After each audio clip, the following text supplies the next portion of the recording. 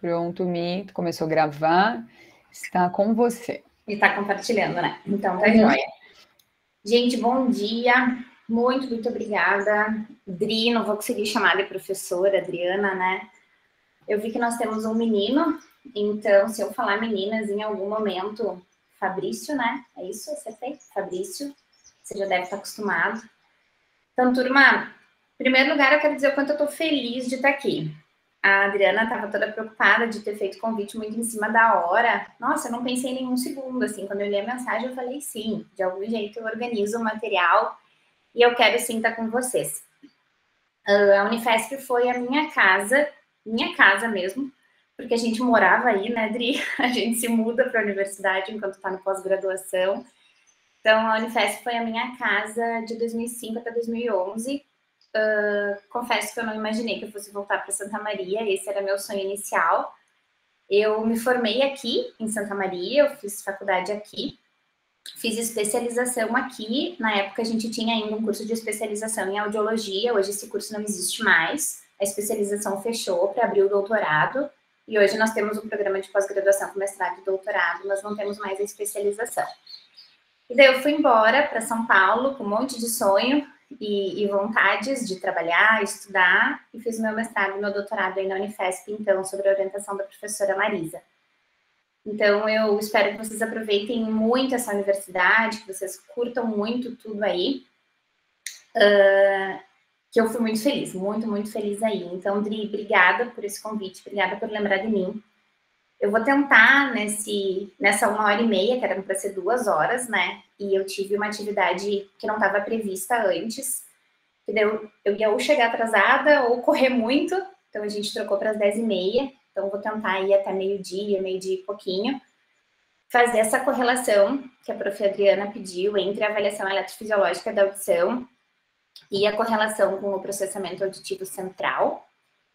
E me perguntem tudo que vocês desejarem, usem o chat se vocês quiserem. Vocês vão ver que de vez em quando eu olho para o lado, porque eu tenho 2 monitores. Então, eu tenho o meu computador, vejo vocês pequenininho aqui no meu computador, num aplicativo que tem do computador mesmo, e vejo vocês aqui maiores na tela do Meet. Então, o chat está aberto, podem me chamar se vocês precisarem, tá?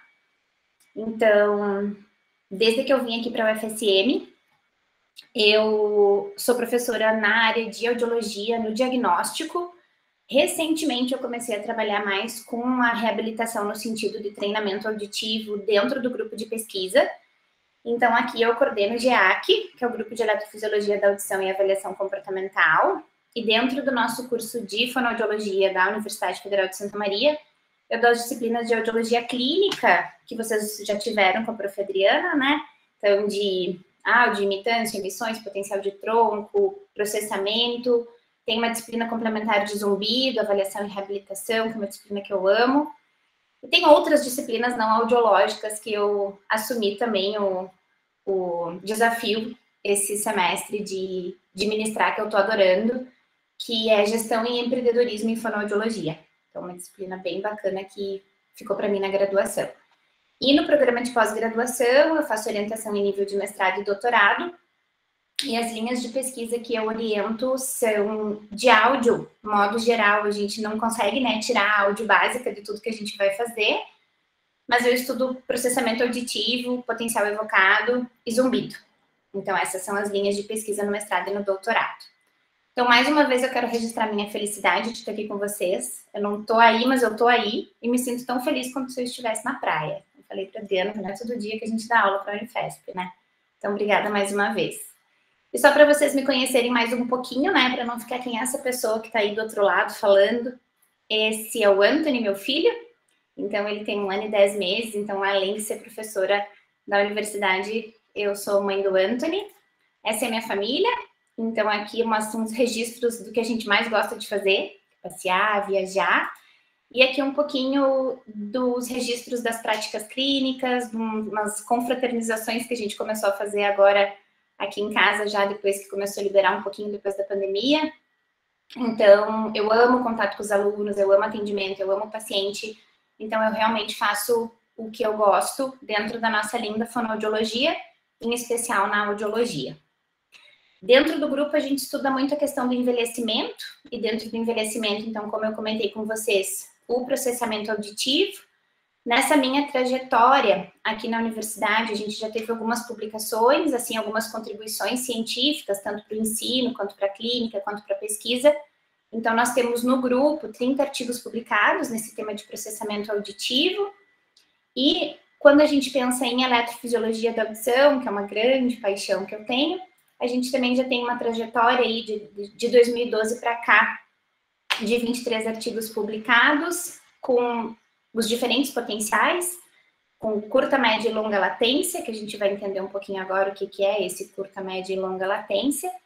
E no zumbido, que é a minha outra paixão, a gente começou trabalhando muito mais com a questão da clínica mesmo, da extensão do atendimento, muito menos em pesquisa. Então, agora que a gente está trabalhando mais com pesquisa, então a gente só tem 3 artigos publicados, mas o que me alegra imensamente é a quantidade de pacientes atendidos e que a gente pôde mostrar aí um horizonte no processo de reabilitação.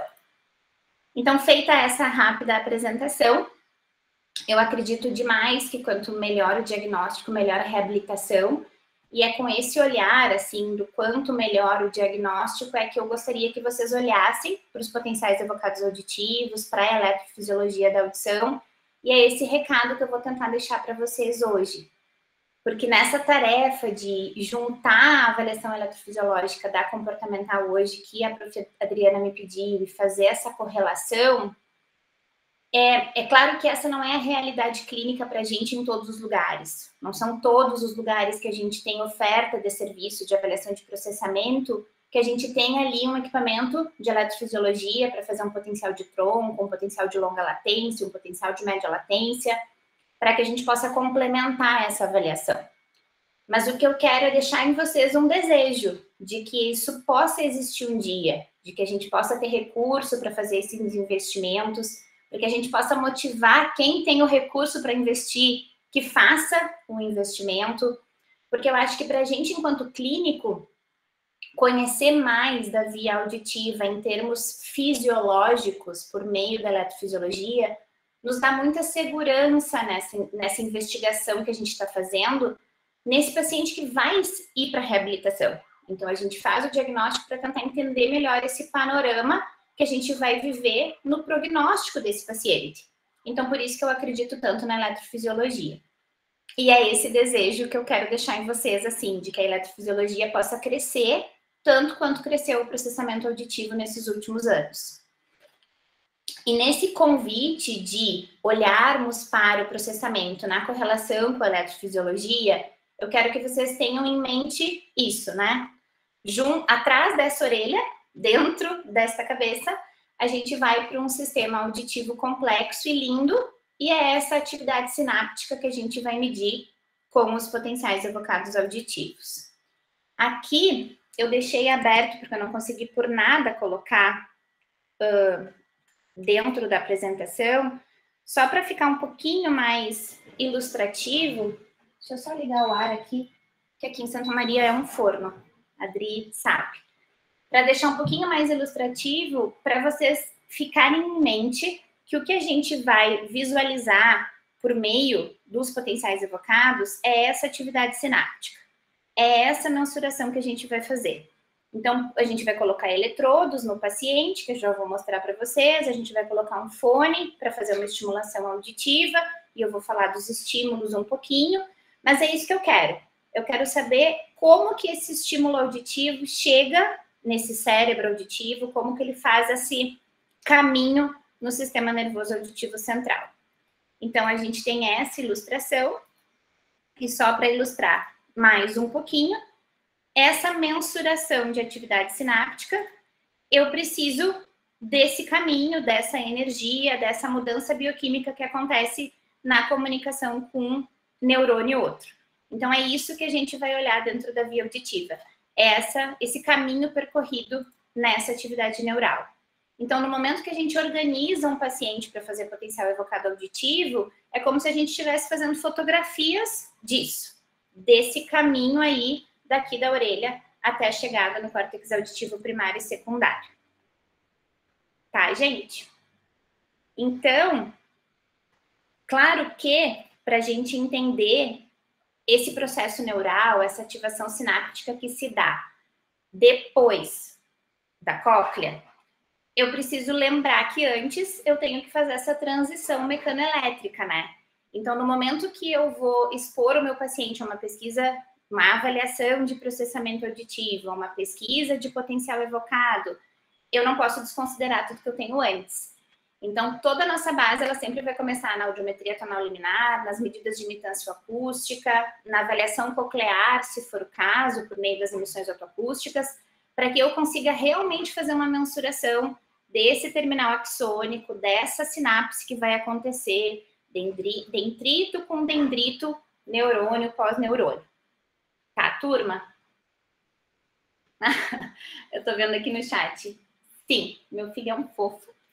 E que bom que vocês acharam lindo. Já gostei que vocês já começaram se manifestando e falando comigo. Fico bem feliz. A gente fica muito solitária aqui no computador. Então, obrigada, meninas. Obrigada, Maria, Patrícia, Cláudia, Sofia. Obrigada por comentar. Então, visto que a gente precisa entender essa transição mecanoelétrica, a gente precisa entender para entender o depois, né? Nunca dá para desconsiderar o antes. Tudo começa na audiometria sempre. Nesse sentido, meninas, a literatura tem trazido muito para nós, e esse texto de 2009 do Profan e colaboradores, ele traz para a gente que cada vez mais vai aparecer para nós, na clínica fonoaudiológica, audiológica, pacientes com queixa de deteriorização da compreensão de fala, com queixa de eu ouço, mas eu não entendo. Isso cada vez mais aparece. Aparece porque cada vez mais as pessoas têm menos qualidade de vida, menos qualidade de sono, menos qualidade alimentar, praticam menos atividade física, que gera uma mudança metabólica e hormonal na gente, que manda um estímulo para o cérebro super bom. Então, o cérebro precisa dessa energia para tudo e para entender a fala também. Os ambientes ruidosos, eles sempre vão ser uma queixa maior. O paciente sempre vai achar pior no ruído, né? É muito difícil um paciente que diga, ah, não, no ruído eu me viro. Não. Esse texto traz uma situação especial na relação do pós-Covid, porque as pessoas, elas ficaram muito isoladas durante a pandemia. Então, agora, eu não sei se vocês já estão sentindo isso aí nas práticas clínicas, mas a gente tem percebido muito mais o paciente com desconforto ao som, com uma certa intolerância, que a gente tem que fazer muito mais mensuração do limiar de desconforto, porque os pacientes realmente vêm intolerantes. Nossa, o barulho me incomoda muito, eu tenho que pedir para as pessoas repetirem muitas vezes, agora nesse retorno à presencialidade ao trabalho. E o grande destaque que esse texto traz para a gente é: foi-se o tempo em que a gente parava na mensuração dos limiares auditivos, né? Porque, infelizmente, a gente ainda vê isso. Os nossos colegas fonoaudiólogos recebem os pacientes com queixa de percepção de fala e param a avaliação na mensuração dos limiares. E isso não existe, né, meninas? Então, esse texto traz esse apelo para que a gente possa fazer esse olhar pós. Eu preciso entender o funcionamento do sistema nervoso auditivo central. Existem inúmeros textos falando sobre isso na relação com o Covid. Eu trouxe só 2 exemplos aqui, um texto internacional e um texto nacional, os 2 de agora, 2020 e 2021. Então, fiquem atentas a essas questões dos pacientes nessa relação auditiva do pós-Covid. E tem um outro texto que eu não coloquei aqui, mas que eu li semana passada com os meus alunos no pós-graduação, que a ideia do texto é realmente inserir os sintomas auditivos e o COVID como a presença do COVID, para quem teve COVID, como uma doença otológica, em função da redução de percepção auditiva, de queixa de memória, de presença de zumbido e tontura, de percepção de fala muito prejudicada. Então, fica aí um apelo meu para que vocês tenham um olhar cauteloso nesse sentido, tá? E essa imagem do Sardoni, de 2019, que está nesse texto, ela me representa muito. Eu brinco sempre que eu gosto muito dela, porque eu acho que ela resume muito do que eu acredito quando a gente recebe um paciente com queixa de percepção de fala. Porque a gente precisa olhar para o paciente como um todo, né? Eu falo muito isso para os meus alunos. A gente recebe um paciente para fazer uma avaliação auditiva, mas a gente é fonoaudiólogo, Então, eu já deixo você falar, prof. Adriana. Os textos, com certeza. Compartilho todos. Inclusive, eu deixei uma pastinha pronta já. Textos separados, aula Unifesp. Daí eu compartilho com você. Sem dúvida. Você quer falar, Adri? Não, só ia falar, nós vamos fazer uma pesquisa agora na Unifesp para verificar se os pacientes que tiveram diagnóstico de comprovado por PCR de COVID apresentaram mudança na percepção da audição, do zumbido e da tontura. Porque a gente tem visto exatamente isso. O paciente apresenta limiares normais, às vezes tem uma leve assimetria, e mesmo com limiar normal, um desempenho de PRF muito ruim, muito ruim. Exatamente. É bem isso que a prof. Adriana está falando, que a gente percebe na clínica. Virão muitas pesquisas, né? Nesse sentido, sem dúvida. A gente também está fazendo aqui, que é um mestrado de uma aluna minha, da Larine Soares, que ela está estudando as questões de processamento auditivo, junto com essa análise por meio de potenciais evocados auditivos. E a gente também está utilizando o Neopsilin, que é uma bateria de avaliação neuropsicológica, para a gente ver essas questões cognitivas, porque a queixa de memória é um absurdo, assim. Então, fico bem feliz que a gente vai unir forças aí para conseguir descobrir melhor como avaliar e como manejar esses pacientes na reabilitação. No projeto da Larine, a gente vai fazer um projeto, a ideia é fazer um projeto longitudinal, e a gente vai ofertar treinamento também. Só que daí a gente vai fazer o treinamento auditivo-cognitivo de um protocolo nosso que saiu agora, recentemente, por conta dessas questões de memória de trabalho, de função executiva. Nessa ideia, né, turma, de pensar no paciente como um todo. Porque eu digo que essa imagem me representa muito, porque ela traz as questões, ela traz os destaques que eu acredito, né? De função executiva, de memória de trabalho, de percepção de fala, que são esses destaques que estão aqui, e as questões temporais e dicóticas, mostrando aqui a ativação desde o tronco encefálico, a entrada do lobo temporal e essa transferência que a gente precisa aqui no corpo caloso de hemisfério direito e hemisfério esquerdo. Então, feita essa introdução, eu trago aqui para vocês tudo que a gente tem disponível na nossa audiologia, né? Que é lindo. Lembrando da importância sempre da audiometria tonal liminar e da logoaudiometria, a prof. Adriana acabou de falar da questão do índice percentual de reconhecimento de fala, né? Ele vai ser sempre o nosso primeiro parâmetro. Eu tenho disponível, nós temos disponível as medidas de imitância acústica, as emissões otoacústicas, então, sistema tímpano-muscular, reflexo acústico, eu amo de paixão. O meu mestrado foi com medidas de imitância, emissões otoacústicas, potencial de tronco encefálico, para a gente analisar essas estruturas de núcleo coclear, complexo olivar superior, até a chegada no leminisco lateral. Os potenciais de média latência, eles ainda têm uma inserção suave, digamos assim, na clínica audiológica. Existem alguns centros que já estão usando o Frequency Following Response, que é o FFR, junto da avaliação do processamento auditivo, nesse diagnóstico, nessa investigação do processamento auditivo. O potencial evocado auditivo de média latência, que é esse aqui, ele é muito antigo, ele não é de hoje. Ele tem inúmeras publicações no Brasil, cresceu imensamente nos últimos 15 anos o número de pesquisas realizadas, mas a gente não vê ele na clínica. Quem que a gente vê na clínica? A gente vê o potencial de tronco encefálico sempre, que é o nosso carro-chefe, e a gente vê o potencial evocado auditivo de longa latência, que hoje a literatura separa para a gente em potenciais auditivos corticais, que é aquela entrada no córtex auditivo primário, e a longa latência lá no final com o P300, que é o nosso potencial cognitivo, que a gente tem uma influência auditiva e cognitiva. Eu vou falar um pouquinho mais sobre esses dois. Como não ia dar tempo da gente falar tudo, eu escolhi o PEAT e o PEAL, ou PA, que também a gente tem encontrado, potencial evocado auditivo cortical, potencial evocado auditivo de longa latência, porque é eles que vocês vão viver na clínica. Aqui em Santa Maria, que é uma cidade de médio porte, de 300 mil habitantes, a gente já tem essa inserção muito bem estabelecida, assim. É assim que vem o pedido dos otorrinos para a gente. Vem PAC mais PEAC, ou PAC mais PEAL, quando eles querem investigar o sistema nervoso auditivo central dos pacientes. Eu acho que aí no Sudeste a coisa é muito mais desenvolvida do que aqui, sem dúvidas, e não, Prof. Adriana? Não, a maioria só pede o processamento mesmo porque não tem muitos lugares que fazem longa latência. Pouquíssimos lugares fazem os potenciais de longa latência, e os que fazem potencial de longa latência, em geral, são particular.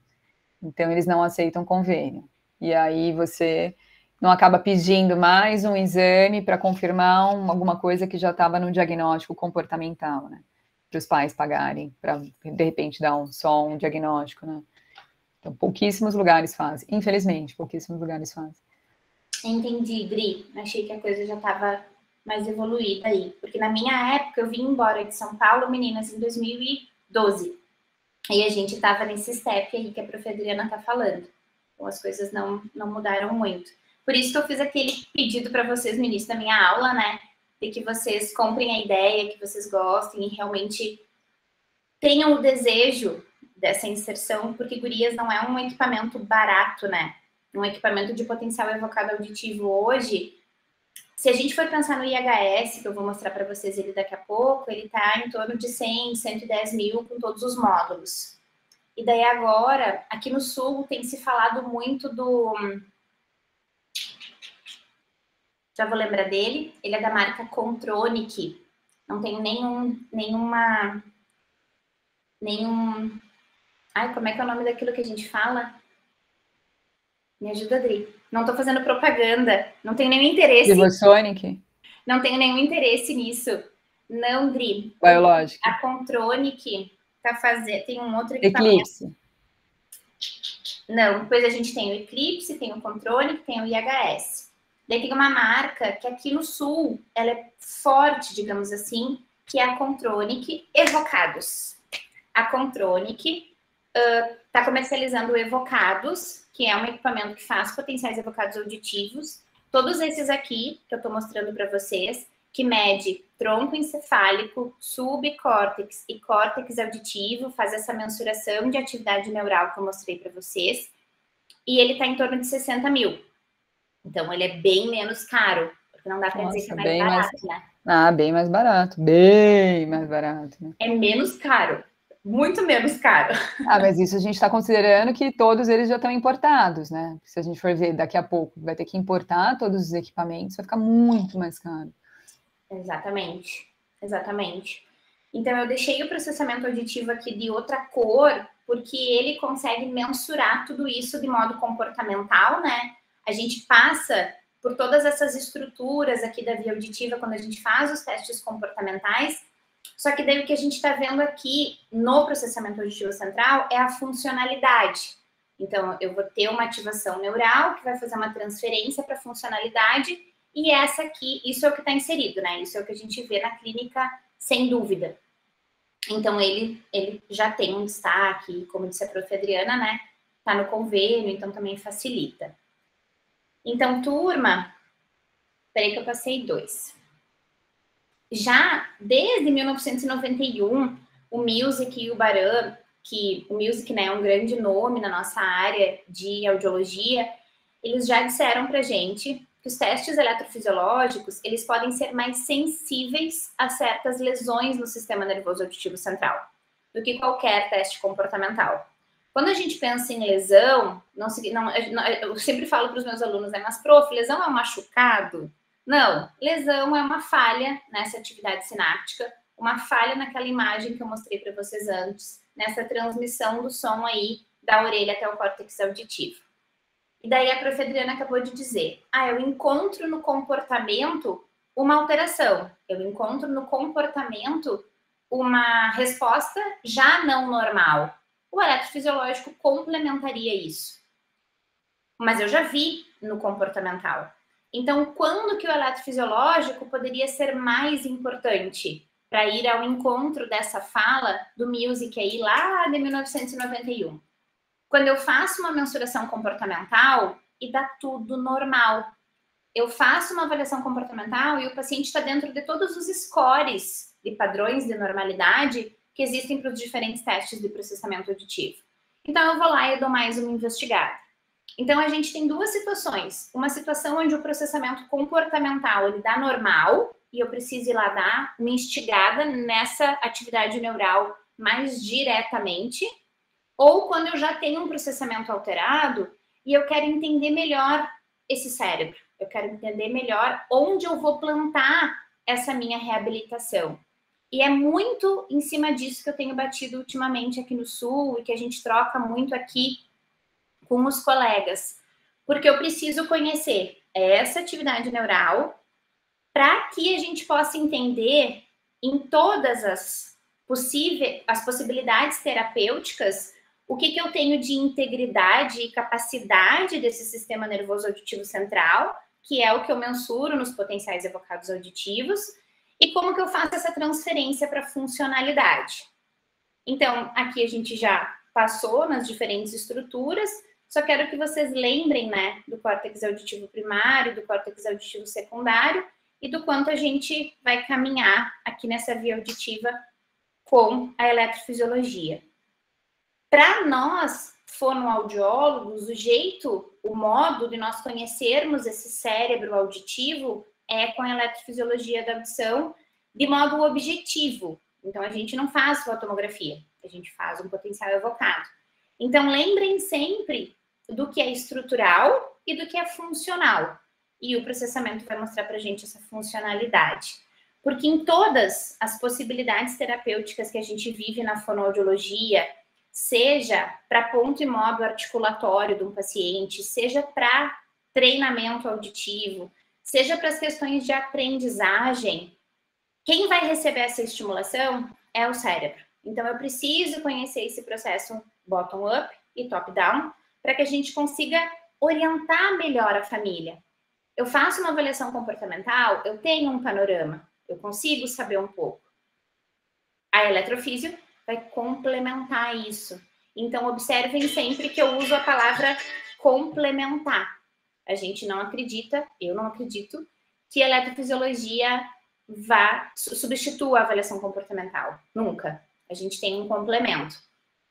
Isso serve para todas as nossas questões fonoaudiológicas.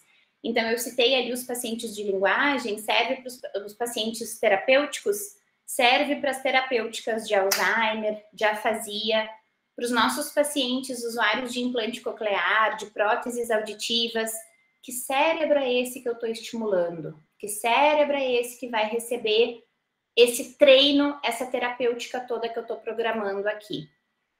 E, em 2004, a professora Eliane Chochat, ela trouxe com um grande destaque nesse texto essa questão de que as respostas eletrofisiológicas, elas não dependem da habilidade linguística do sujeito, com exceção dos potenciais tardios, que são os potenciais de longa latência, em especial o P300, que demandam do processamento cognitivo do estímulo sonoro. Então, se vocês me perguntarem assim, prof, qual que é o diferencial da resposta eletrofisiológica? É essa. Eu faço uma mensuração 100% auditiva.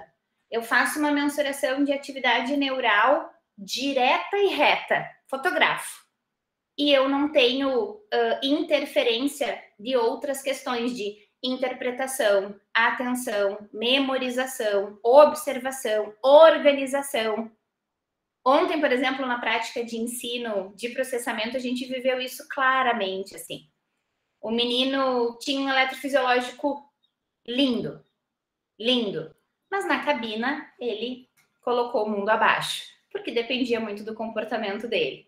Então, a gente tem que ter esse feeling também, meninas, enquanto clínico, enquanto fonoaudiólogo, para sentir o paciente, para ver em qual paciente eu realmente preciso desse complemento da avaliação, quando que o processamento dá conta sozinho e quando que a eletrofisiologia é indispensável. Então, eu gosto muito nessa relação com a questão terapêutica de mostrar essas duas imagens, assim. Quando a gente conhece um cérebro por testes comportamentais e por testes eletrofisiológicos, a gente tem que conseguir entender enquanto clínico, enquanto reabilitador, se eu estou plantando num terreno fértil ou se eu estou plantando num terreno infértil. E eu acho que esse é um dos grandes diferenciais da eletrofisiologia, da gente conhecer essa ativação sináptica, sabendo que eu tenho lá um panorama bacana, eu tenho as respostas que eu vou mostrar as ondas para vocês agora, ou eu não tenho esse panorama bacana, eu não tenho essas ondas. Então, eu sei que aquilo que eu encontrei na avaliação comportamental tá ruim, mas eu vou ter muito trabalho se eu não encontrar as ondas, se eu encontrar um terreno infértil. Mas se eu tive uma comportamental ruim, mas eu achei as ondas, eu vi as ondas, eu tenho um horizonte melhor. Eu tenho um sol lá no horizonte que me faz respirar melhor nessa terapêutica que eu vou imprimir com o meu paciente. Então, meninas, aqui a gente só finaliza essa questão do processo bottom-up e top-down. Eu preciso saber como que vai chegar para saber como que vai vir essa resposta. E eu trago aqui a questão do que tem sido falado muito em eventos, em congressos. Para quem curte mais terapia do que áudio, o casamento aí, ele pode acontecer numa parceria entre colegas, numa parceria entre profissionais, para a gente realmente ter os potenciais evocados como uma possibilidade de biomarcador na terapêutica fonoaudiológica. Junto sempre da avaliação comportamental, sempre que a gente consegue, mas às vezes no autista, no Down, a gente não consegue fazer a comportamental, mas a gente consegue fazer o eletrofisiológico. Então, a gente entende esse cérebro, fértil ou menos fértil, que eu acabei de fazer uma analogia ali, e pode usar os potenciais evocados auditivos como biomarcador dessa terapia fonoaudiológica. Então, aqui eu trago inúmeros exemplos na linguagem, exemplos na voz, exemplos para nós na áudio, no transtorno de processamento, no usuário de aparelho, de implante, paciente com zumbido crônico.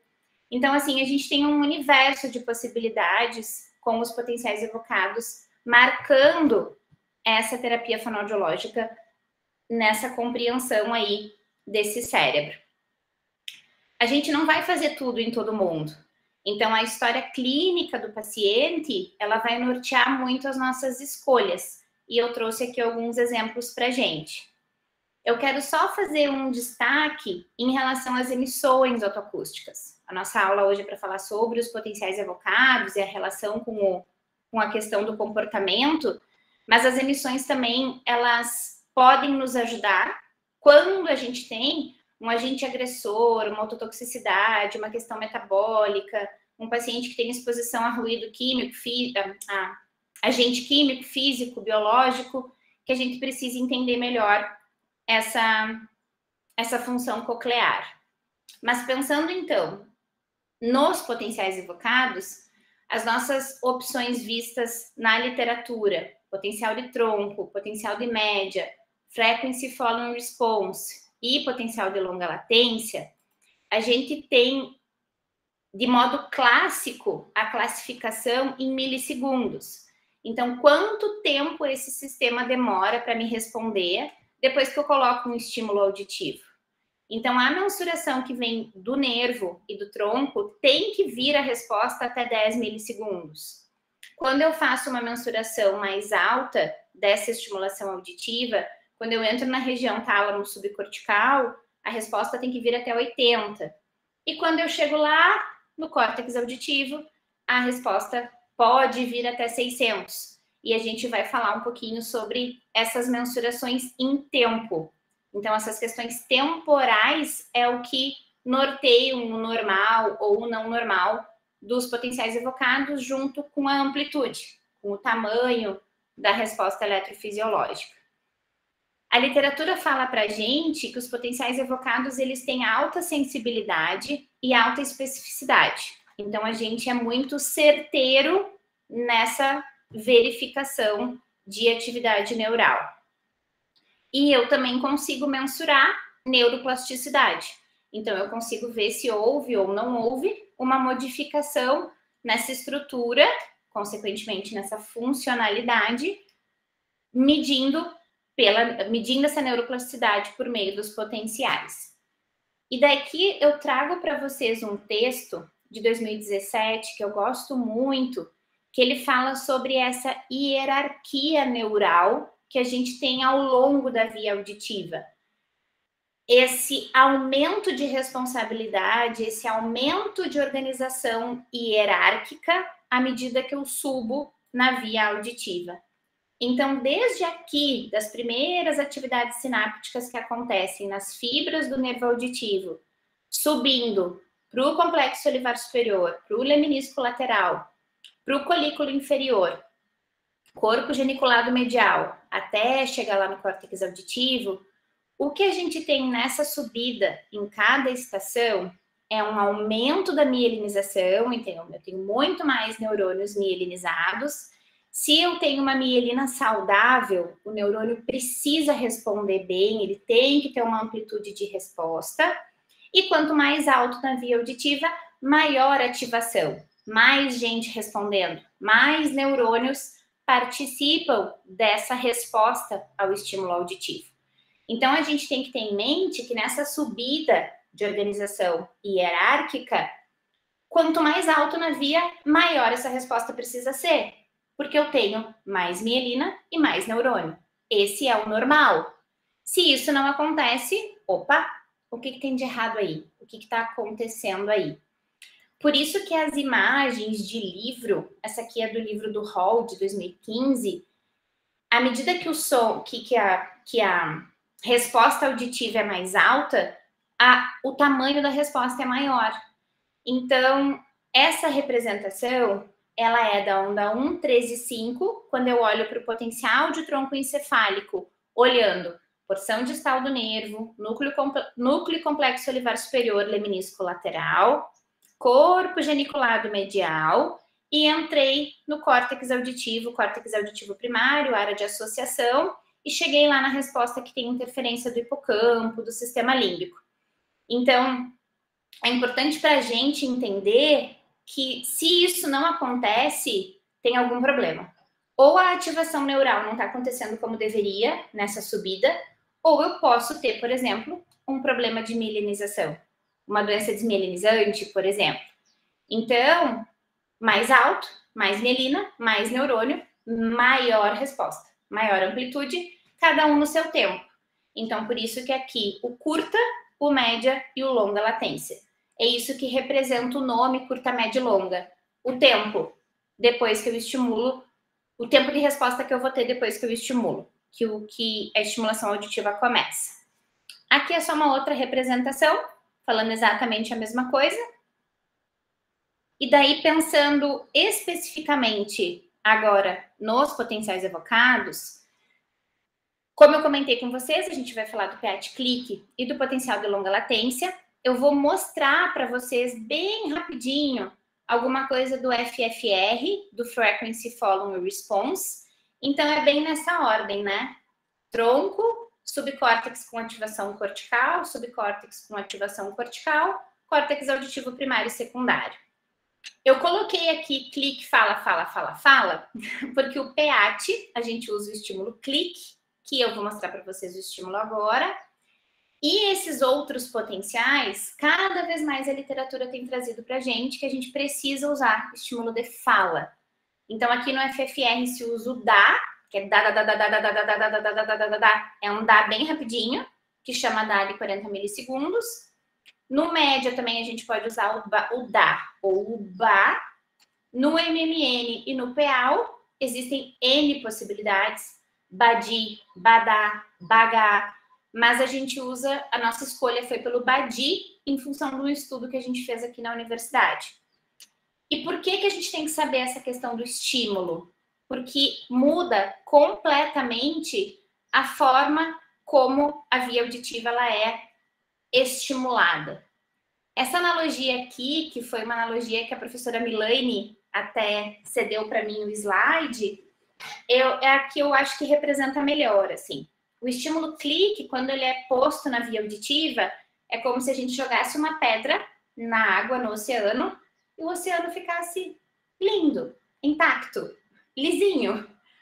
E essa outra imagem, quando eu jogo na via auditiva um estímulo de fala, seja ba, da, ga, eu tenho oscilações, eu tenho mais estimulação, eu tenho maior complexidade nessa estimulação.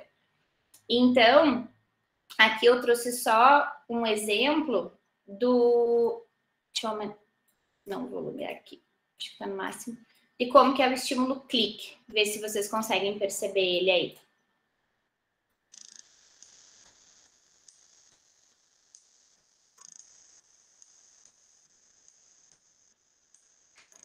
Deu para ouvir? Sim.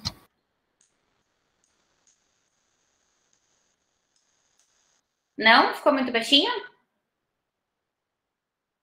Eu ouvi um clique, sim. Ouviu? Obrigada, Cássia. Joia. Então, o estímulo clique é esse estímulo mais simples, menos estimulador, e o estímulo de fala mais complexo, gerando maior amplitude de resposta na via auditiva. Então, aqui eu trouxe para vocês uma imagem do potencial de tronco encefálico. Então, quando eu olho para cá, eu olho para uma fotografia de 3 principais estruturas da via auditiva. Porção distal do nervo auditivo, núcleo coclear complexo olivar superior, leminisco lateral. Esse L fala do left, de orelha esquerda, esse R fala do right, de orelha direita. Eu tenho 2 estimulações, porque a gente tem um princípio teórico no potencial de tronco encefálico, que precisa reproduzir. O que é reproduzir? É ter uma onda sobre a outra, uma onda sobre a outra. Aqui eu deixei longinho de propósito, para vocês verem que a onda 1 que está aqui está lá, a 3 que está aqui está lá, a 5 que está aqui está lá. Como que eu mensuro isso? Como que eu sei se eu tenho um exame normal ou não normal? Pelo tempo de resposta, pela amplitude de resposta e por uma análise de diferença entre as orelhas. Então, a gente tem muito bem descrito na literatura que a partir dos 2 anos, uma criança pode e deve ter as respostas em tempo, as respostas temporais do potencial de tronco encefálico igual a de um adulto. Então, a gente vai ter os parâmetros de latência, de tempo em milissegundos, para as ondas 1, 3 e 5. A gente vai ter uma análise da amplitude da relação da onda 5 em relação à onda 1. A gente vai ter uma análise do tempo entre a onda 1 e 3, 3 e 5, 1 e 5. E a gente vai ter uma análise de diferença entre o tempo das ondas 5. Elas precisam ser parecidas. Não dá para uma onda 5 de um lado ser super rápida e a outra do outro lado muito menos rápida. Então, a gente tem aqui um parâmetro de diferença entre essas ondas 5 que eu vou apresentar para vocês agora. Então, para chegar nisso, para que nós possamos fazer o exame de potencial evocado, tem todo um preparo, que a gente precisa de uma sala tratada acusticamente, de uma poltrona gostosa para o paciente sentar, de um espaço tratado eletricamente. Depois disso, eu preciso de uma pasta abrasiva para fazer uma limpeza na pele do paciente, eu preciso preparar ele, e de uma pasta eletrolítica que vai fazer essa condutividade elétrica, dependendo do eletrodo que eu escolher.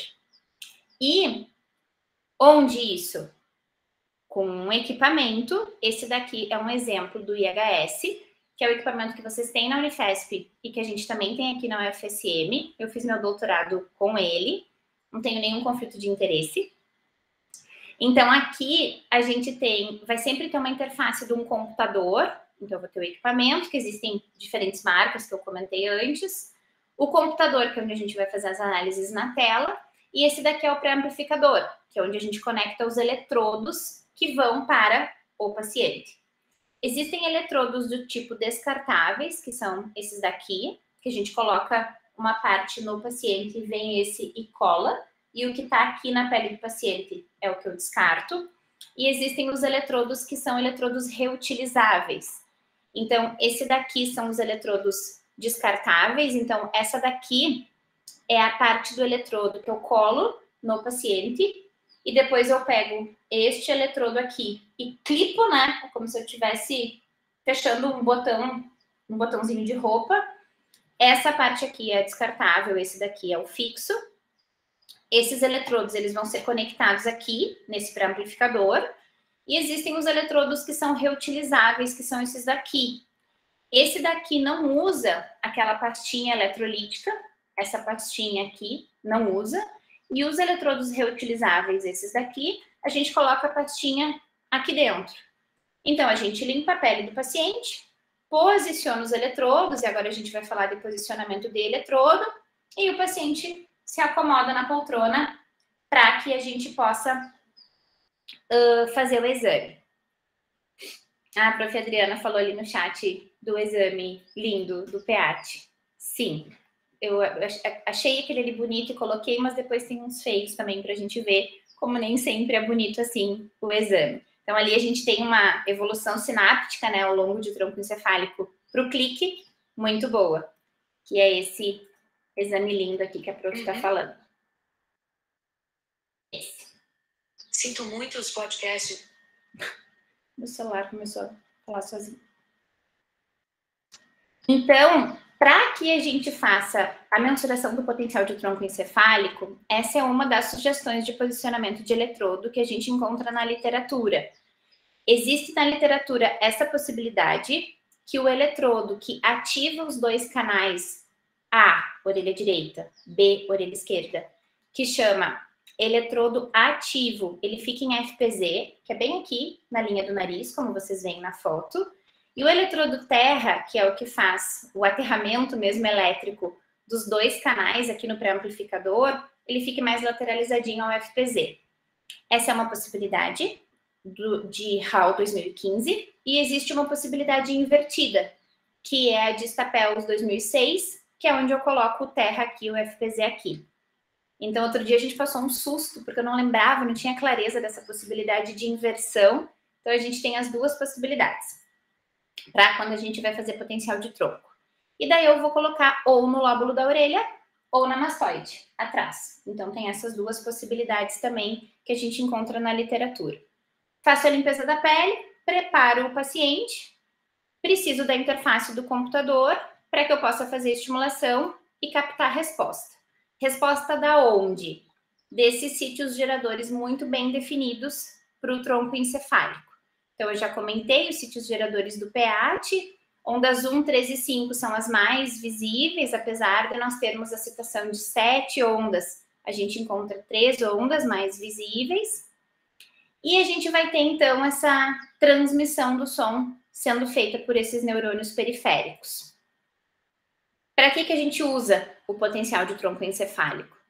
Os textos trazem para a gente essas possibilidades aqui de aplicação clínica, mas sem dúvida o que mais aparece para nós na clínica mesmo de verdade, pelo menos para nós aqui agora, são os pacientes com baixo índice percentual de reconhecimento de fala, que não tem aquela compatibilidade com a tonal. Então, eu tenho uma tonal muito melhor, que poderia trazer um índice percentual muito melhor, como a prof. Adriana comentou no início da aula, e os pacientes com zumbido crônico.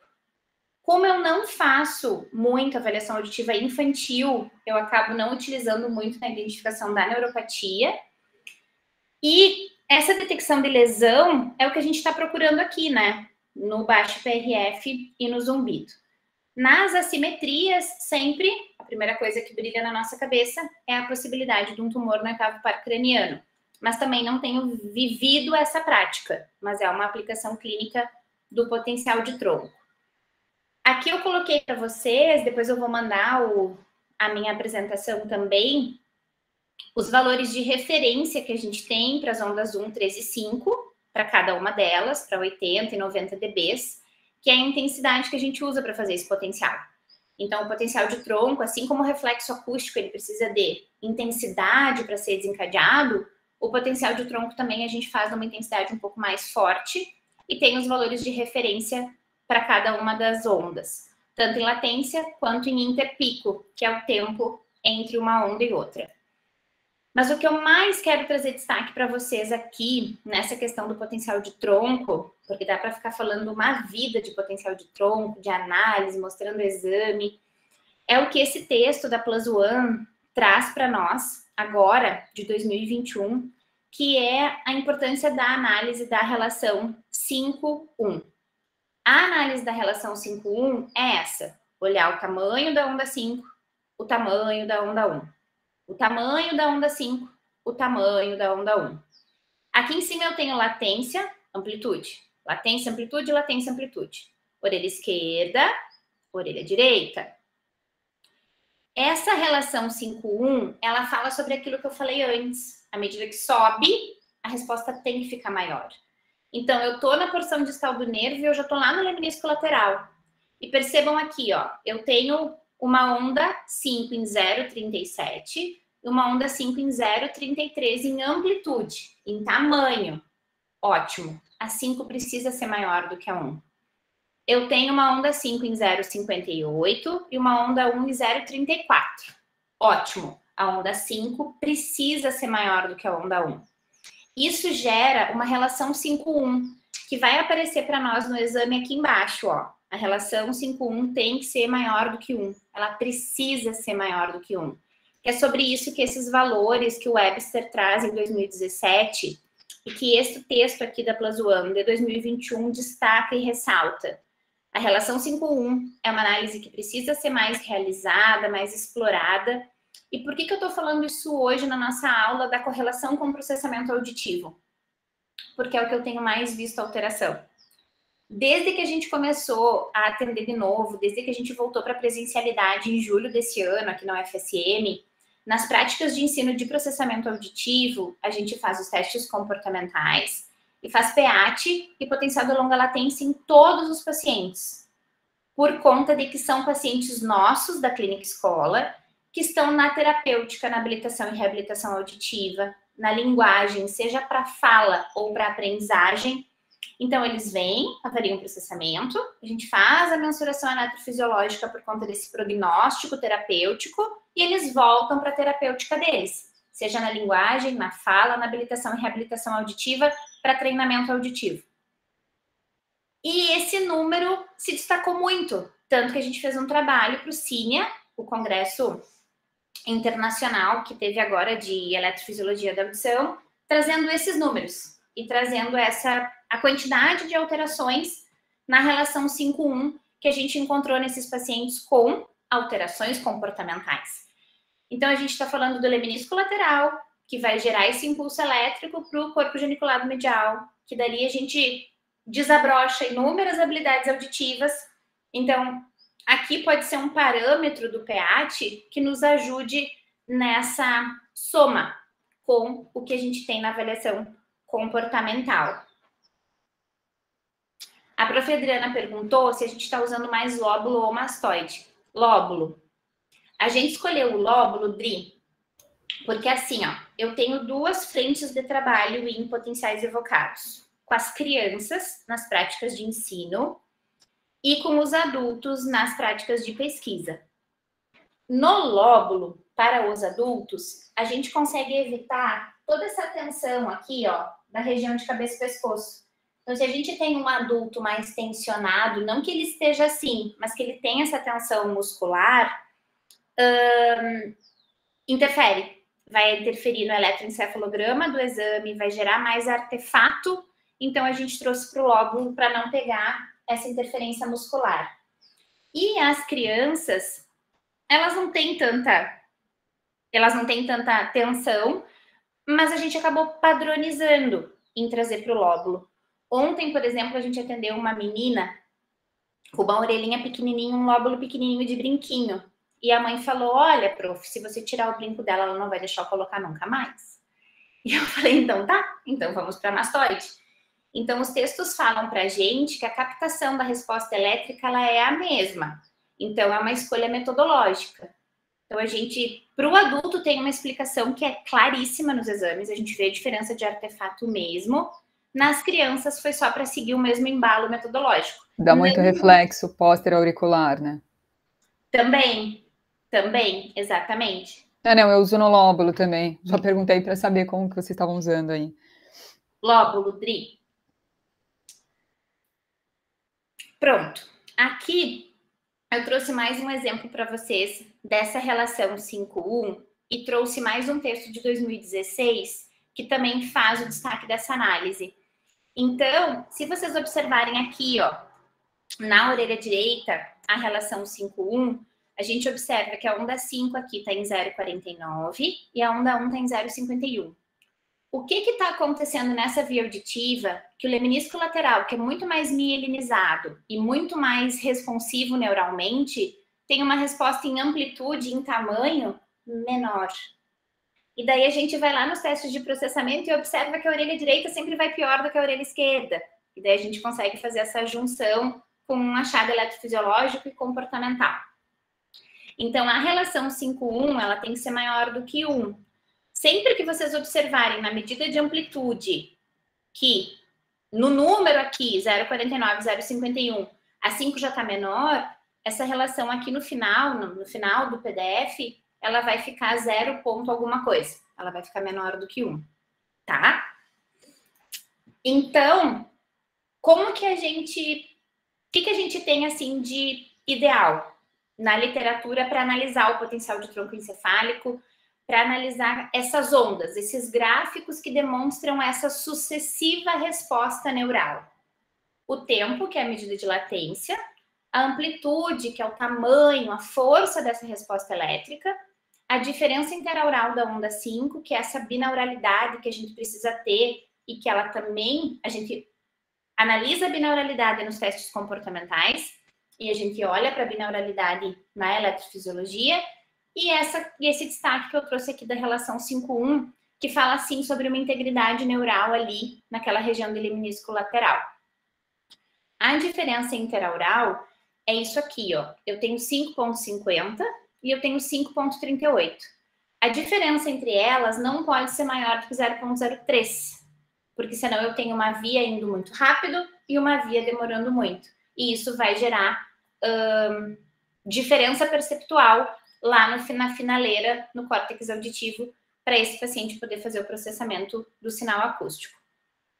E daí eu trouxe para vocês aqui uma observação clínica nossa desses pacientes que a gente tem atendido aqui na universidade. Então, a Mônica, ela chegou para a gente com 20 anos na prática de ensino. Foi uma paciente que não veio da terapêutica, dos pacientes que estão em terapia. E a queixa dela foi aquela clássica. Eu tô com muita dificuldade de compreensão de fala e eu sou absurdamente desatenta. Então, as pessoas têm que falar muitas vezes as coisas para mim, eu peço muitas vezes para repetir. Lineares auditivos dentro dos padrões de normalidade. A gente está usando aqui a classificação da OMS 2020. Não sei se vocês já estão usando a IDRI, vocês continuam usando o Lloyd Kaplan. A gente mudou para a OMS esse ano, porque a gente tenta ao máximo acompanhar o que vem nas orientações do nosso guia do Conselho Federal. Então, essa é uma das justificativas. E a outra realmente é porque a gente entendeu que os trabalhos que fizeram a nova classificação do OMS 2020, eles trazem muitas justificativas, assim, para a gente antecipar essa possibilidade de perda auditiva, né? Porque pela Organização Mundial da Saúde, o limiar normal é até 19, até 20 no caso, né? 20 já é perda, até 19. Então, traz aí uma mudança completa de classificação de grau. Mas, enfim, a Mônica com lineares absolutamente normais. E quando a gente fez a avaliação comportamental dela, ela apresentou alteração na habilidade de fechamento auditivo. E a gente usou o teste de fala comprimida na versão adaptada. Ordenação temporal para frequência e duração. Aqui a gente usa tanto para frequência quanto para duração TPD, TPF e Auditec. A gente não usa Music. E resolução temporal a gente tem usado RGDT. Apesar de ter uma publicação recente agora, né, esqueci o nome dela, com o professor Music, já lembro o nome dela, falando que o GIN, ele tem mais sensibilidade para mostrar esse neurodiagnóstico mesmo. Filippini, ela mesma. Da Renata Filippini, a Renata tem uma publicação recente com o professor Music, fazendo uma forte sugestão que a gente use o GIN. A nossa escolha ainda pelo RGDT é puramente tempo, porque a gente não consegue fazer a avaliação das crianças em 2 sessões, a gente precisa fazer em uma. O RGDT gasta 5 minutos, o GIN gasta 16, da nossa melhor performance de tempo, então por isso que a gente continua escolhendo o RGDT. A Prof. Adriana já explicou tudo isso de processamento para vocês. Processamento é um mundo, um universo mas sempre fica aquele meu apelo de que vocês sempre escolham os valores de referência mais próximos do que o paciente de vocês apresentar, né? Seja em idade, em acuidade periférica. A gente tem ainda gaps aí, falhas, né? No sentido... Falhas não é a palavra certa. Ainda faltam valores de referência para muitos testes em muitas condições, mas isso não nos impede de fazer uma boa avaliação. Eu aprendi com a prof. Adriana da análise relativa e normativa, né, prof. Adriana? A análise normativa, a gente leva em consideração os valores de referência existentes, e a análise relativa, eu vou fazer o pré e pós do meu paciente. Então, o que a gente mais quer é saber se o paciente vai melhorar, né? A gente não quer fazer diagnóstico por fazer. Ai, que bom, Dri, que vocês também estão fazendo RGDT. Porque depois que saiu esse texto falando do GIN, falei, Jesus, gente, o GIN demora demais. E é bem isso mesmo, turma. É por uma questão de tempo, tá? E daí, se nós olharmos para a audiometria da Mônica, tudo lindo, né? O índice percentual em 96%, limiares bonitinhos, LRF, limiar de reconhecimento de fala em 5. Daí, quando a gente olha para a curva timpanométrica, uma curva do tipo A, reflexos acústicos desencadeados numa intensidade normal. E daí aqui vem o meu apelo, né? Por favor, gente, não parem por aqui, porque isso ainda acontece muito aqui no Rio Grande do Sul. Porque nem sempre o reflexo acústico vai dar aquele preditor, né? Ah, é um possível TEPAC, a ausência do reflexo empatrumia, o reflexo aumentado, que fala do decrutamento. Nem sempre a gente vai ver isso. Então, não dá para parar por aqui. Então, fizemos a avaliação comportamental, encontramos aquelas alterações. Aqui tá, eu só coloquei para vocês para mostrar como que a gente tem feito o laudo, mais para demonstrar mesmo. A gente fala que a audição foi simétrica, com limiares normais, coloca a referência, faz o laudo do IPRF, que a gente não teve nenhuma dificuldade para compreender a fala, com a referência, as curvas do tipo A indicando mobilidade normal, com a referência, e os reflexos normais com a referência. Então, o nosso laudo tem seguido, assim, bem o que diz o nosso manual do conselho, tá, gente? Essa é a bandeirinha que a gente tem usado aqui no FSM. E daí eu trouxe para você do potencial de tronco dela. Olha o que a gente encontrou aqui. Uma onda 5 em 0,29 ou em 0,34. 0,24, 0,40... Opa! 0,24, 0,43. Nesse exame, gente, se a gente fosse olhar puramente latência, interpico, relação das ondas 5, a gente ia ter um exame normal. Mas a gente não tem um exame normal, porque a relação 5,1 está alterada, e esse é o parâmetro de destaque que aqueles textos trazem, que eu mostrei ali para vocês, que eu vou mandar, nessa relação com o processamento auditivo. E daí aqui embaixo está o valor, ó, 0,85, 0,56. Lembrando que ele tem que ser maior do que 1, tá? Aqui eu já trouxe para vocês, apesar de não ter falado ainda, mas já vou dar uma introduzida agora. Essa é a carinha do FFR, do Frequency Following Response. O FFR, ele é um potencial composto por 7 ondas, V, A, C, D, E, F, O. E essas 7 ondas, elas também têm uma medida de tempo e de amplitude.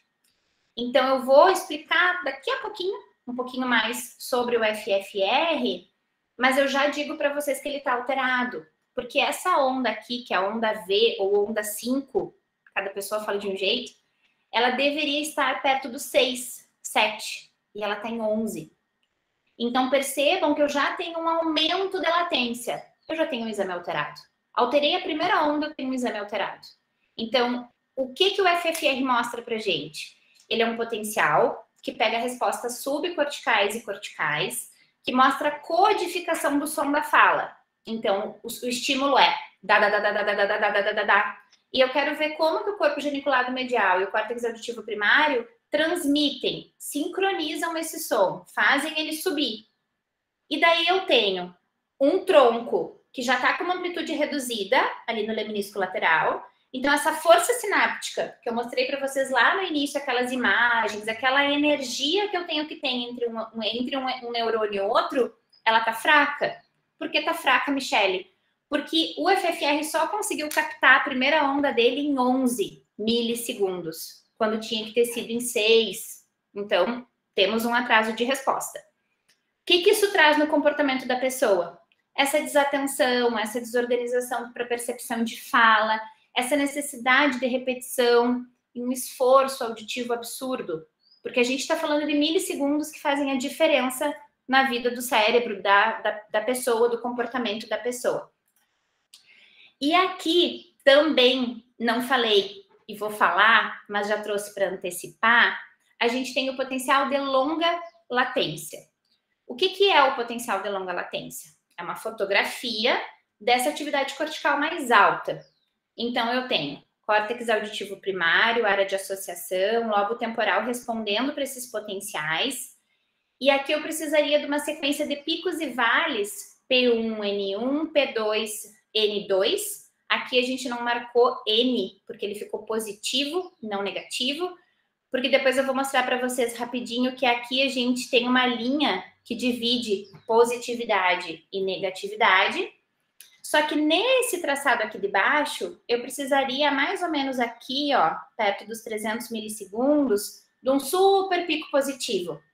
De uma resposta grande, daquela que eu mostrei antes, que a resposta vai aumentando, que é o final, que é quando eu finalizo, discrimino, compreendo, organizo tudo que eu ouvi nessa percepção sonora, e isso gera um potencial aqui que chama P300.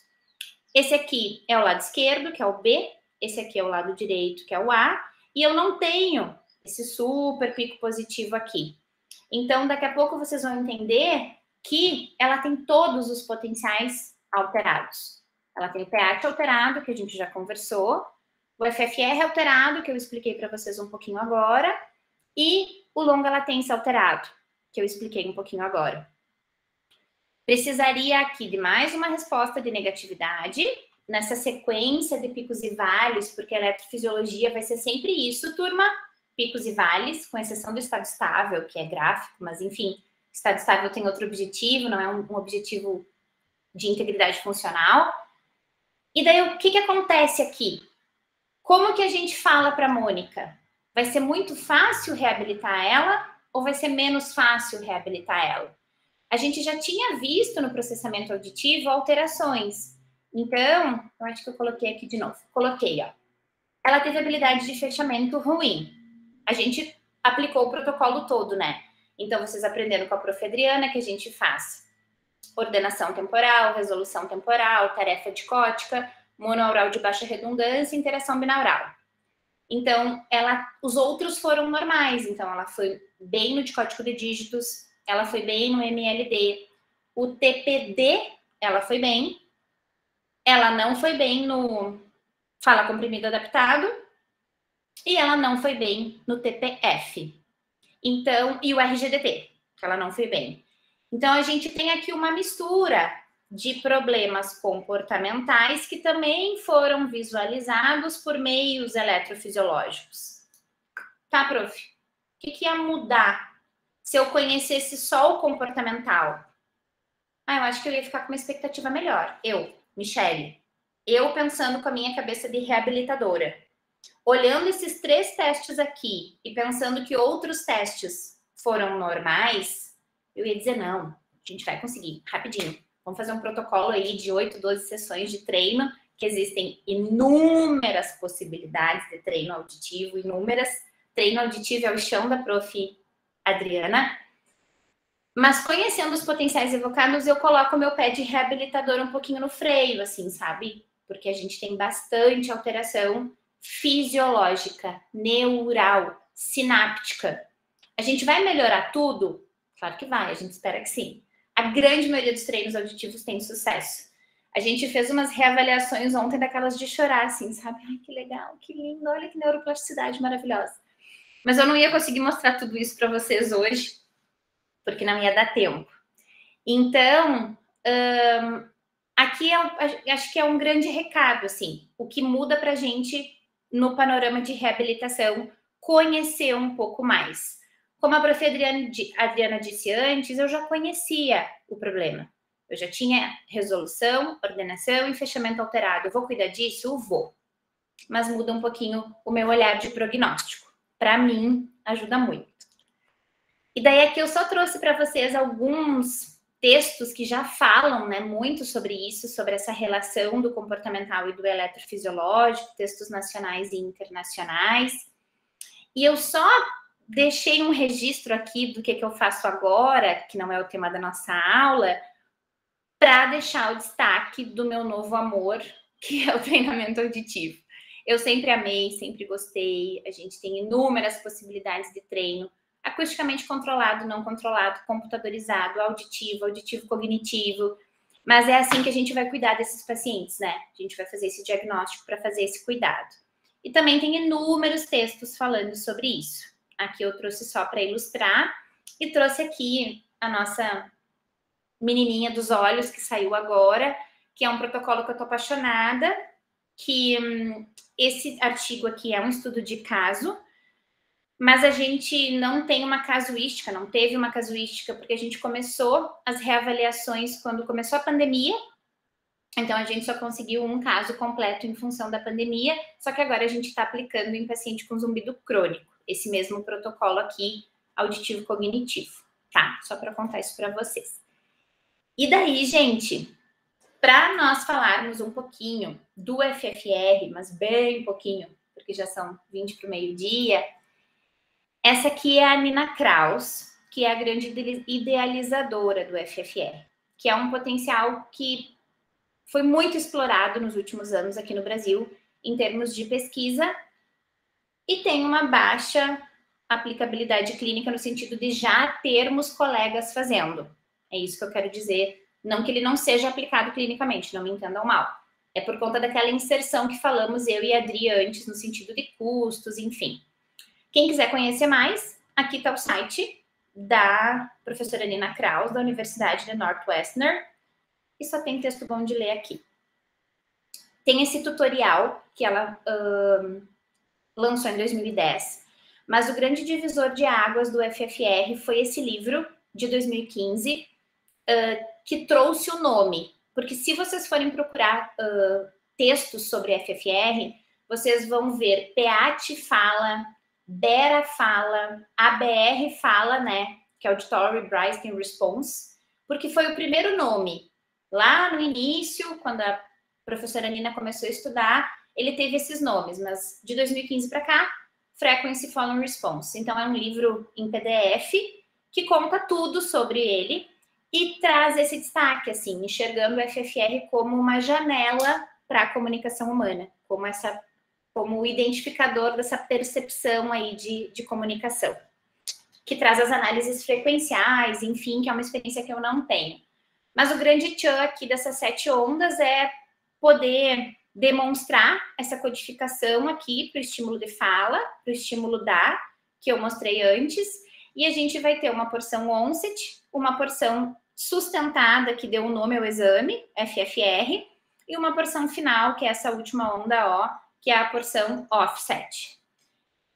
A sílaba da, ela é utilizada por conta, a percepção do D é o que a gente vê na porção onset, e a percepção do A é o que a gente vê na porção sustentada, na porção FFR. Aqui é o traçado do equipamento que a gente usa, do IHS, então as sequências de picos e vales que eu mostrei para vocês. Com, hoje, muito mais clareza, a gente sabe que a gente tem participação desde aqui da região subcortical a essa entrada do córtex auditivo. Todo mundo participa. Então, a gente não tem um sítio gerador único. A gente brinca que o FFR ele vai varrendo, assim. Ele começa a varrer do leminisco lateral em diante toda aquela sinapse que tem que acontecer ali, nesses níveis mais altos do tronco encefálico. Aqui é só mais uma ilustração, mostrando, então, a porção sustentada. Aqui todo o exame, onset, porção transiente e porção sustentada, é assim que a gente vai encontrar na literatura. E esse aqui ainda continua sendo o texto mais clássico que traz os valores de referência. Então, o que eu espero de valor para cada uma dessas 7 ondas? A única questão desse texto do SCOI de 2015 é que ele não traz a onda C. Então, percebam que ele traz a onda V sem a C, A, D, E, F, O. No exame da Mônica, eu falei para vocês que a onda V ou 5 dela, eu chamo de onda V, porque 5 para mim é a onda do clique. A onda V dela devia estar em 6, lembram? Porque a Mônica tem 20 anos, então aqui se a gente for pegar ou do 17 ao 21, ou do 21 ao 30, tinha que ser 6, e ela estava em 11. Então, uma medida temporal já bem atemporal, bem atrasada. E tem, meninas, de tudo na literatura. Tem estudo com envelhecimento, com psicose, com processamento, análise de gênero, tem bilinguismo, tem bebê tópico em bebê típico, em bebê com IRDA, com indicador de risco para deficiência auditiva, em criança típica, em criança com DEL, com dificuldade de aprendizagem, tem de tudo na literatura. E daí aqui eu trouxe aquela minha imagem do início, né? Dá para usar o FFR em tudo isso, como biomarcador. Existem os valores de referência. E eu tirei, agora que eu me dei conta que eu tirei, mas eu tinha um slide aqui, que a professora Alessandra Duran fez um estudo comparando com esse. Então, os nossos valores nacionais são muito valores com esse. Muito valores. Os nossos estudos nacionais são muito parecidos com esse, no IHS, porque esse equipamento aqui é outro, é o Neitos. Então, agora que eu me dei conta que eu tirei o slide, mas tem uma publicação da professora Alessandra de 2020, fazendo esse comparativo. E daí aqui eu trouxe para vocês uma outra observação clínica nossa, que foi da Joana.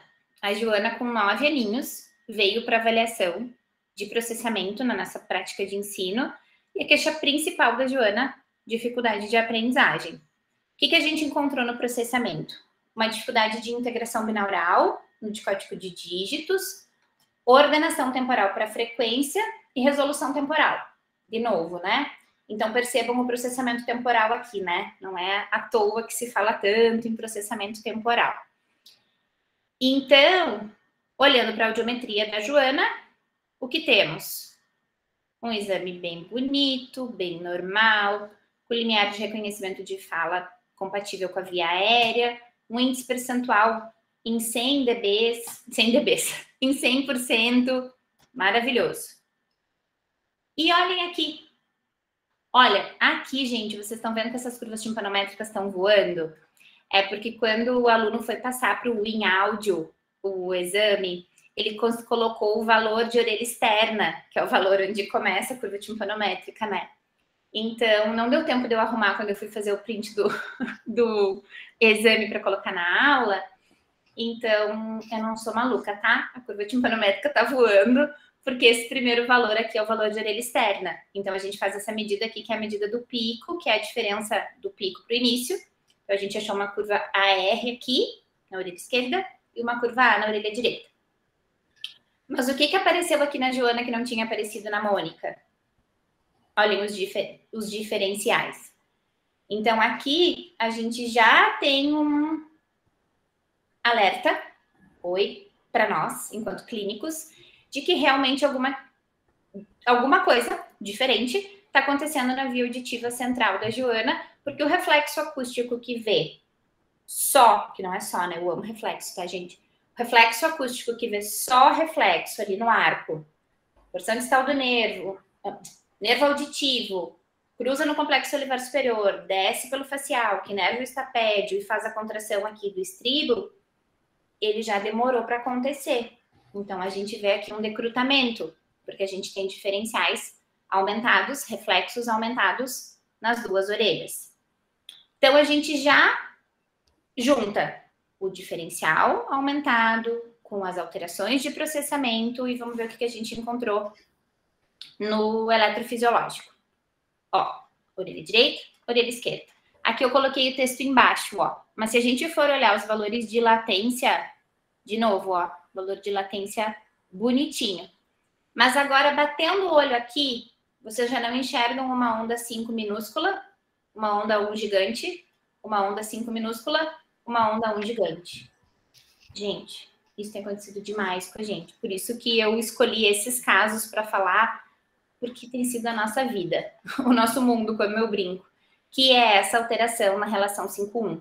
Quando a gente coloca o texto aqui embaixo, ó, a gente tem, eu tenho inúmeros vídeos, mas não ia dar tempo de eu mostrar, mas percebam, ó, análise da relação 5-1 0,5 não dá, tem que ser maior do que 1. 0,4 não dá, tem que ser maior do que 1. De novo, se eu fosse laudar por latência interpico, diferença interaural, eu teria um exame normal. Relação 5,1 alterada. Como que a gente tem feito nos relatórios? Deixa eu fazer esse comentário. A gente coloca, né, tudo que está normal, as latências, os interpicos, a diferença interaural, mas destaca essa alteração na relação 5,1. E daí agora vocês já conseguem olhar melhor o FFR, porque eu falei bem rapidinho, mas eu falei. Então a gente precisa de 7 ondas. Se eu pegar o início, ó, tá tudo bem. Ela é uma criança. Vocês perceberam lá, eu não dei destaque para isso. Deixa eu voltar bem rapidinho. Mas aqui, ó, quando eu falei do FFR, desse estudo clássico, que é o estudo que traz pra gente os valores de referência, que é de SCOI de 2015, percebam aqui, gente, ó, que eu tenho de bebê, de 0 a 1 ano, 3 a 5 vai crescendo, adultos até os idosos. Então, é um estudo lindo, porque ele fez toda essa descritiva de idade. A Joana tá com 9, ó. Não, é 6 mesmo. Desculpa, não sei de cabeça esses valores, juro que eu não me tentei em saber de cabeça. Então, ela tinha que estar com a onda 5 em 6, não vou olhar todas, mas se nós olharmos pelo que a gente tem mais ou menos de configuração do FFR, dá para a gente perceber que o exame da Joana tá bom. Então, a codificação ali do subcórtex para córtex, ela tá acontecendo bem. Então, eu tenho os valores bem dentro do que é o esperado. Ótimo. Essa redução de atividade de onda 5 não prejudicou essa codificação do som ali de subcórtex para córtex. Só que daí no potencial de longa latência, olha o que aconteceu. A gente precisa de uma sequência de picos e vales. Então aqui eu teria que ter um P1. Por que eu não marquei P1 aqui? Porque ele estava com uma amplitude muito reduzida. Dava para ter marcado? Dava, mas ele estava quase na linha zero. Então eu teria que ter um P1, N1, P2, N2, P1, N1, P2, N2. Lado esquerdo, lado direito. E aqui, nesse traçado, que é o traçado do raro, porque eu não expliquei ainda para vocês o longa latência, acho que eu vou passar 10 minutinhos do meio-dia para eu conseguir explicar, mas aqui eu teria que ter um super pico positivo, que é o P300, e eu não tenho.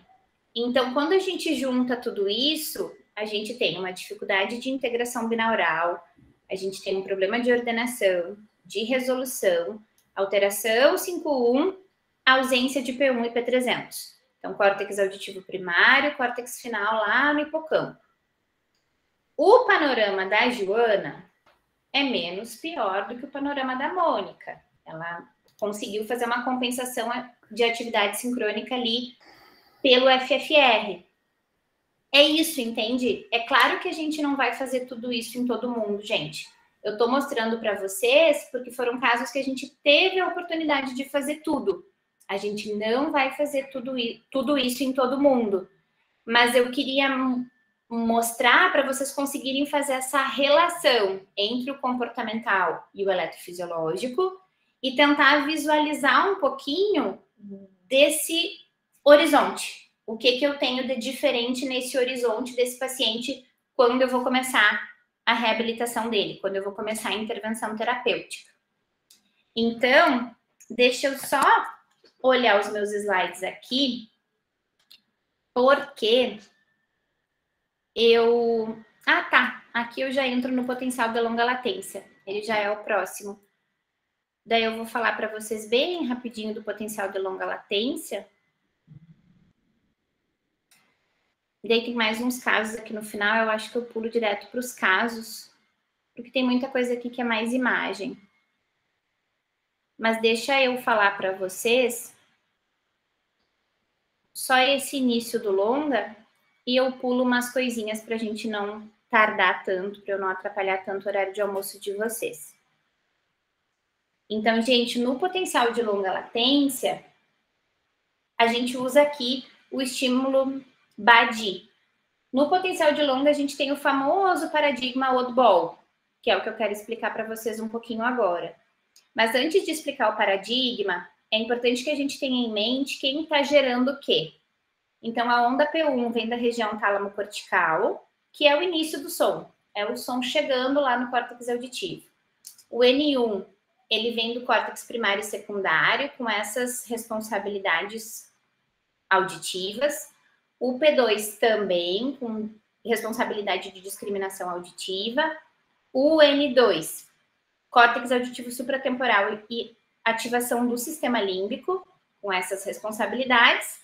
E a finalização no P3 ou P300, que é quando a gente finaliza mesmo, quando eu demonstro minha memória auditiva e o meu poder discriminatório.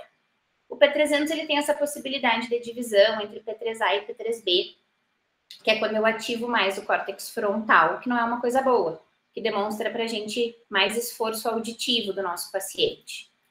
Então, ele tem inúmeras indicações clínicas, como eu comentei com vocês aqui, a gente vê mais pedidos dele, desde o transtorno de processamento auditivo até para as questões neurológicas mesmo, doença de Alzheimer, Parkinson, sendo um marcador dessas doenças. E nós contamos, então, com esses 5 componentes. Esses são os componentes corticais, que é a chegada. Eu preciso ter essa demonstração sináptica de que o som chegou, o cérebro tem que mostrar isso. O N2, que é misto, e o P300, que tem a influência cognitiva. Então, é aqui que a gente tem o famoso potencial auditivo cognitivo. Se eu não tenho esses 5 componentes no exame, eu tenho um exame alterado. Então, é mais ou menos uma fotografia de cada uma dessas regiões aqui. Eu vou lá e fotografo essa atividade neural. Os eletrodos, eles mudam um pouquinho de lugar em relação ao que eu mostrei para vocês no PEAT antes. Eu mantenho o terra aqui na frente, mas eu falei antes que a gente tinha 2 eletrodos na testa, o ativo e o terra. Agora o ativo sai daqui e vem para cá. Então, a posição CZ, ela é bem na linha da orelha. Então, quando a gente quer medir no paciente, né? A gente pega a linha da orelha, ponto médio da cabeça, linha da orelha, ponto médio da cabeça. Então, a gente muda para cá para conseguir pegar essa ativação cortical. Aqui tem uma foto de um ex-aluno, que é o Thalisson. O desafio aqui é para quem tem mais cabelo, mas a gente faz, então, o posicionamento dos eletrodos e o fone de inserção. Então, tanto no PEAT, quanto no FFR, quanto no potencial de longa, a montagem é essa. Eu preciso de eletrodos, do foninho de inserção e vou usar o computador para fazer a captação desses exames. Aqui está o pré-amplificador, aqui está a fotinho do foninho de inserção. E aqui eu tenho um exame normal, até para vocês poderem resgatar depois e tentar visualizar o exame da Joana e da Mônica. Ó, P1N1, P2N2, orelha direita, P1N1, P2N2, orelha esquerda.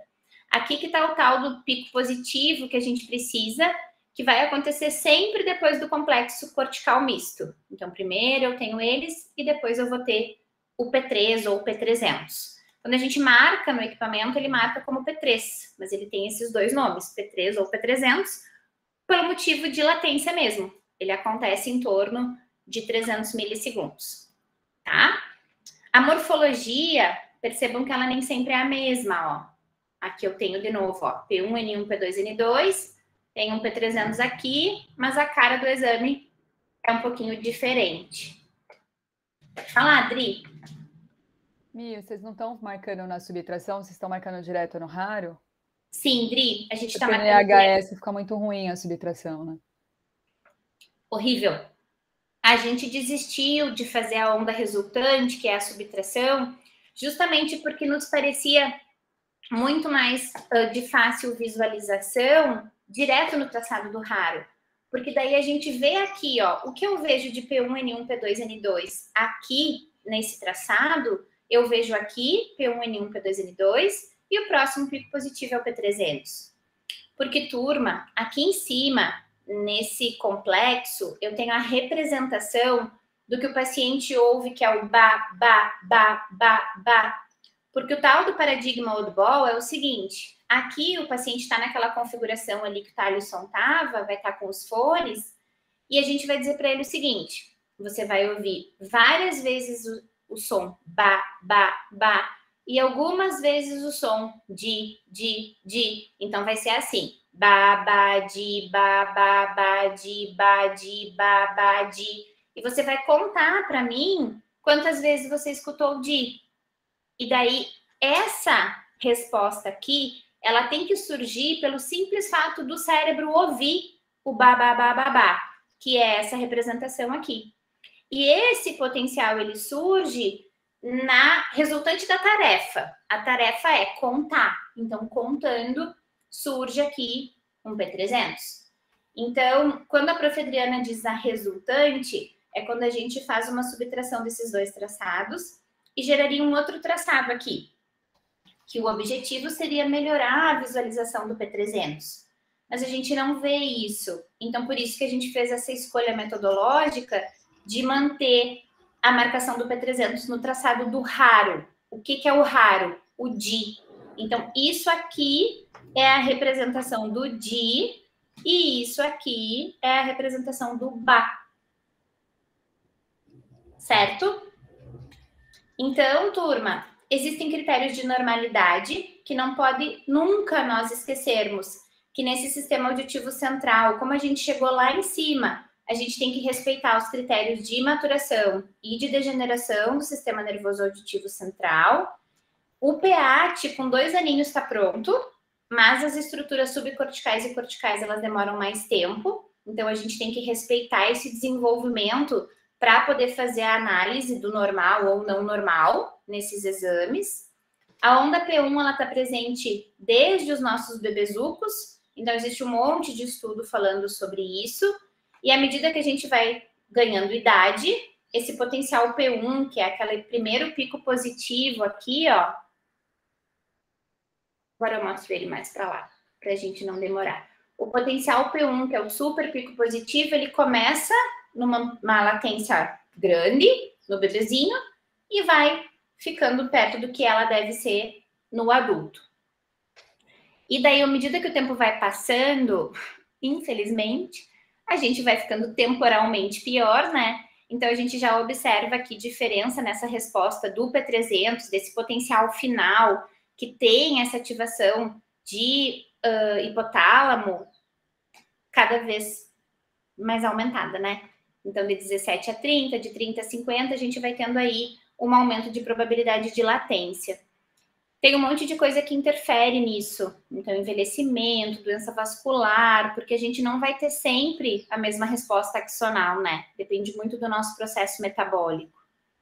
E os valores de referência estão postos, estão descritos, existem nas diferentes idades, diferentes estímulos. Então, eu trouxe para vocês aqui para o Tony Burst e para o estímulo de fala, que esse aqui é o que a gente usa, para os potenciais corticais e misto. Trouxe para vocês, dos potenciais corticais, misto e cognitivo, nos diferentes estímulos, bagá, badá, badi, então de latência e de amplitude. E aqui eu trouxe mais uma possibilidade também quando a gente compara Tony Burst e estímulo de fala, para todos os potenciais em relação à latência e amplitude. Então, esse potencial a gente mede assim, no tempo e no tamanho da resposta. Aqui, turma, eu tinha feito um destaque, que eu não vou me ater muito, que a gente não pode esquecer do nosso querido hipocampo, que está lá profundamente encaixado no lobo temporal, e que ele tem uma influência grande aí do sistema límbico. E por que eu estou falando isso? Porque o sistema límbico é aquele que cuida de tudo isso, né? Emoções, motivação, tristeza, que tem uma relação gigante com o nosso aprendizado e com a nossa memória. Então, a gente não pode esquecer de dar uma olhadinha para as questões emocionais dos nossos pacientes quando a gente recebe eles, principalmente agora no pós-pandemia. As pessoas não estão muito felizes, assim, as emoções não têm vindo muito boas. Então, a gente também tem uma tendência à alteração do P300, daquele último potencial, em função disso, porque o P300 ativa o hipocampo e o hipocampo tem participação do sistema límbico, tá? Aqui eu trago mais algumas questões em relação ao hipocampo, que eu vou deixar para vocês lerem depois, para a gente poder se encaminhar para o fim. Então, é uma relação de tudo, né? Quando a gente faz essa busca de análise neurofisiológica, que a gente quer entender esse cérebro, esse córtex auditivo, a gente tem que pensar na audição, na cognição e na memória. E é importante nós destacarmos que os potenciais de longa latência, essas 5 ondas que a gente tem que encontrar, P1, N1, P2, N2 e o P300, eles não sofrem influência da perda periférica, desde que o paciente ouça o estímulo. Então, o paciente tem que conseguir perceber aquele ba, di, para ele poder contar o di, senão não vai ter como gerar o potencial, tá? Vou mostrar para vocês um último caso aqui de observação clínica nossa, para que a gente possa finalizar.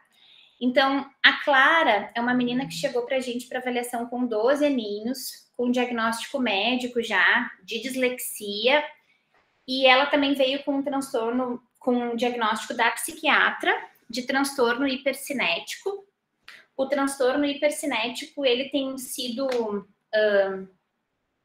teorizado, né? A gente tem lido como uma evolução do TDAH, que quando a criança tem o transtorno do déficit de atenção e hiperatividade, e ela começa a crescer, que começa ali aquela idade da adolescência, o transtorno hipercinético, ele soma ao TDAH uma questão depressiva, uma questão de isolamento, que agregam questões emocionais ali não positivas nesse pré-adolescente, tá?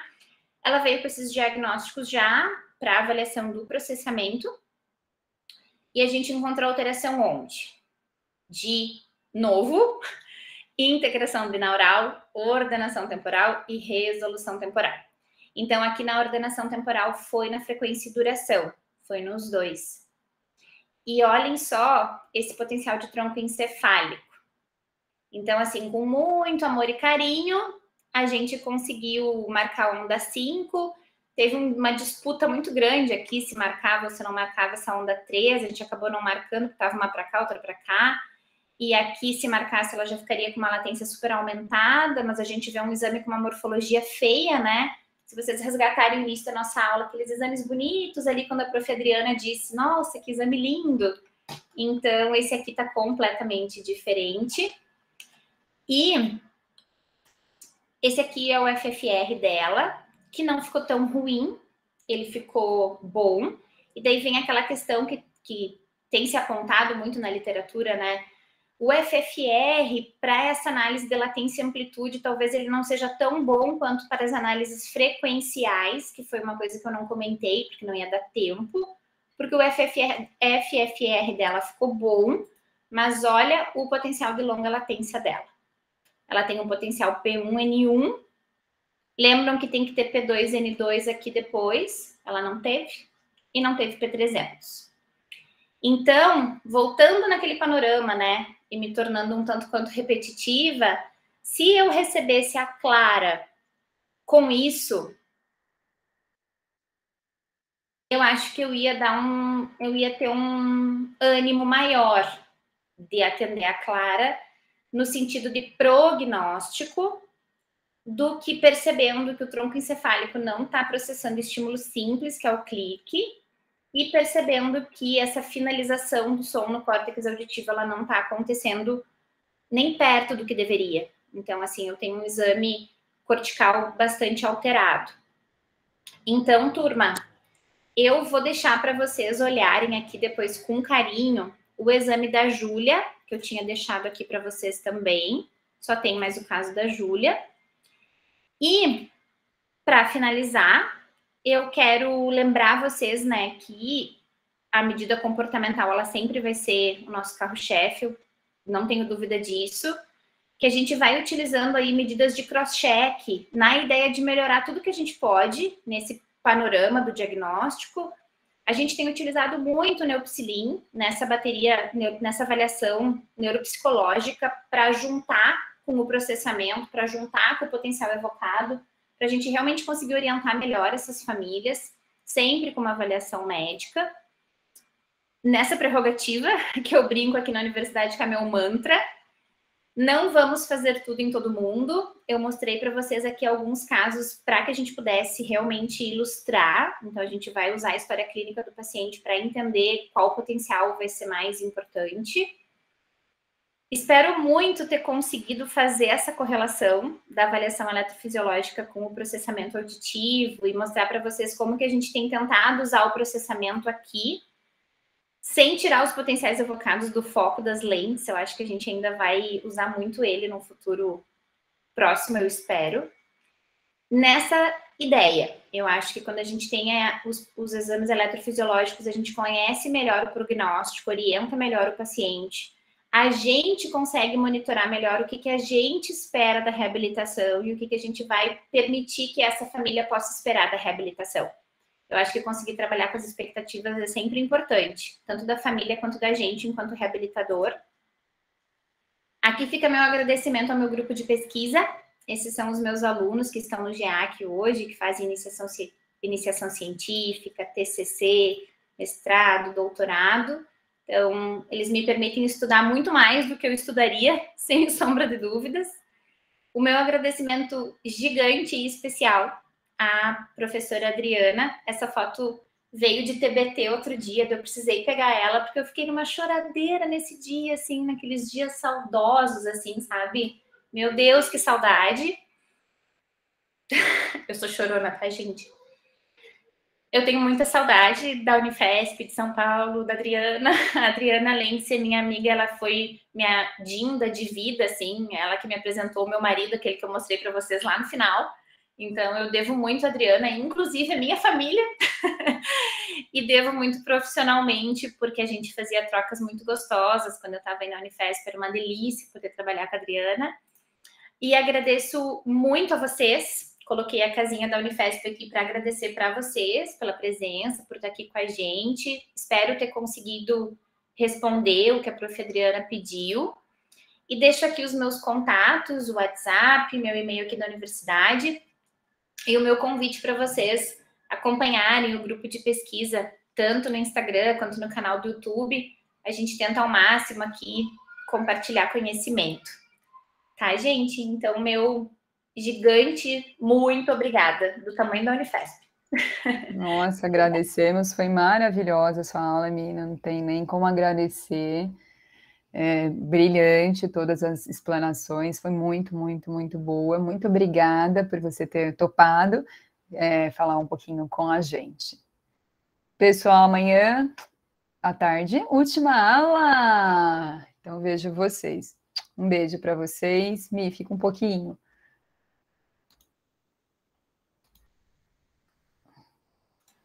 Fechei o microfone.